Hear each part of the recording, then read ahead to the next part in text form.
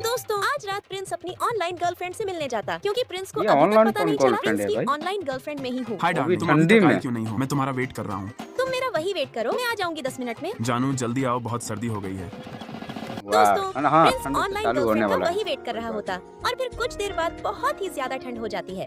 तभी मैं देखती हूँ, अरे रात तो के गलत 11 बात बज है। गए हैं। प्रिंस अभी तक आया क्यों नहीं है? प्रिंस तो अपनी ऑनलाइन गर्लफ्रेंड यानी मेरा वेट कर रहा है। अरे प्रिंस तुम यहाँ क्यों हो? नौकरानी अभी तक ऑनलाइन गर्लफ्रेंड आई नहीं है। अरे तुम ठीक हो ना? प्रिंस तुम्हें तो बहुत ठंड लगी है।